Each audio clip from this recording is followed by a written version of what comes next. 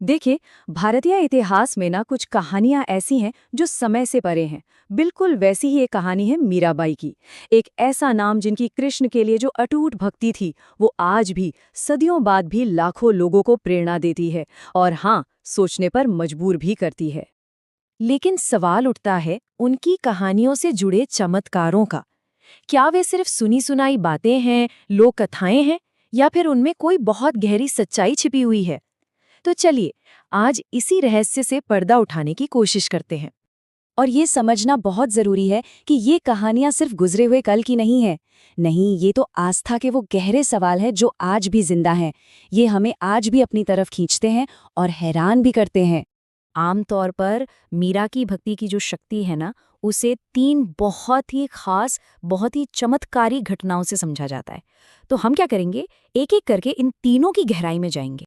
तो पहली और शायद सबसे कठिन परीक्षा उनकी आस्था की तब हुई जब उनके अपने ही परिवार ने उनकी भक्ति को समाज के नियमों के खिलाफ एक तरह का विद्रोह मान लिया और उन्हें रास्ते से हटाने की कोशिश की। तो यहाँ सबसे बड़ा सवाल यही खड़ा होता है कि क्या वाकई जहर का उन पर कोई असर नहीं हुआ? क्या उनकी भक्ति इतनी शक्तिशाली थी कि उसने विष को भी हरा दिया? और कमाल की बात यह है कि मीरा खुद अपने एक भजन में इस घटना का जिक्र करती हैं। ये लाइन उनकी अटूट आस्था को दिखाती है, जहां मौत के प्याले में भी उन्हें अपने प्रभु का प्रसाद ही नजर आ रहा था। अब देखिए, इस घटना को ना हम दो तरह से देख सकते हैं। एक तो है इसका शाब्दिक अर्थ कि ये एक चमत्कार था जहां जहर सच में अमृत बन गया, और दूसरा है इसका एक बहुत गहरा प्रतीकात्मक मतलब कि सच्ची आस्था जो होती है ना, वो दुनिया की किसी भी नफरत और जुल्म पर भारी पड़ सकती है। ये एक तरह का कवच बन जाती है। लेकिन कहानी यहीं खत्म नहीं हुई।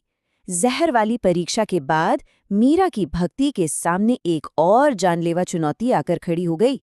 यहाँ भी सवाल वही है, क्या ऐसा हो सकता है कि एक टोकरी में भेजा गया जहरीला सांप सचमुच फूलों की एक खूबसूरत माला में बदल जाए?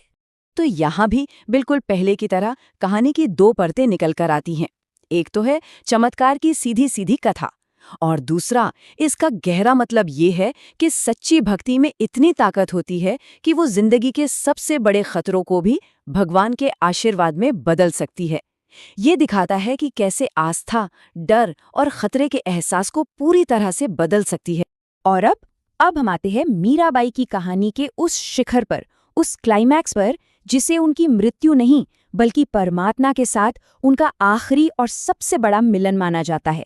ये जो घटना है, ये हुई थी द्वारका के बहुत ही प्रसिद्ध रणछोड़ मंदिर में। माना जाता है कि यहीं पर उनकी सांसारिक यात्रा पूरी हुई। कथाओं के मुताबिक वो कृष्ण की मूर्ति के ठीक सामने पूरे समर्पण के साथ भजन गा रही थीं, दुनिया से, आसपास से सबसे बेखबर, बस अपने प्रभु की भक्ति में डूबी हुई। पूरा मंदिर, वहां मौजूद हर एक इंसान उनकी भक्ति में खोया हुआ था। और फिर अचानक सब कुछ एकदम शांत हो गया। कहते हैं कि मीराबाई अपने आराध्य, अपने कृष्ण की मूर्ति में हमेशा हमेशा के लिए समा गईं। उनका शरीर वहां था ही नहीं, सिर्फ उनकी साड़ी का एक कोना मूर्ति से बाहर लटका हुआ दिख रहा था। ये भक्ति की पराकाष्ठा थी। तो इन सारी अद्भुत, अविश्वसनीय कथाओं के बाद हम घूम फिरकर वापस उसी पहले सवाल पर आ जाते हैं। ये जो कुछ भी हुआ, ये सच है, महज कहानी है, या फिर आस्था का कोई और ही रूप है? देखिए, इन चमत्कारों को समझने के कई नजरिए हो सकते हैं। क्या ये सचमुच घटी हुई ऐतिहासिक घटनाएं थीं, या फिर ये भक्ति की ताकत को समझाने के लिए कही गई कहानियां हैं, या फिर ये एक भक्त का भक्तिपूर्ण सच है, मतलब एक ऐसी सच्चाई जो सबूतों से परे होती है, जिसे सिर्फ आस्था और अनुभव से ही समझा जा सकता है। शायद इन कहानियों की असली ताकत ये साबित करने में नहीं है कि क्या हुआ था और क्या नहीं, बल्कि इनकी ताकत इस बात में है कि ये हमें क्या सिखाती हैं। ये हमें इंसान की आस्था, प्रेम और समर्पण की उस गहराई के बारे में बताती हैं जिसकी कोई सीमा नहीं है। ये दिखाती हैं कि भक्ति में असल में कितनी शक्ति हो सकती है। और आखिर में ये सवाल हम सबके लिए है, क्या ज्यादा जरूरी है, चमत्कार का सच ढूंढना या उस भक्ति की शक्ति को महसूस करना जिसने इन कहानियों को जन्म दिया और आज भी, सदियों बाद भी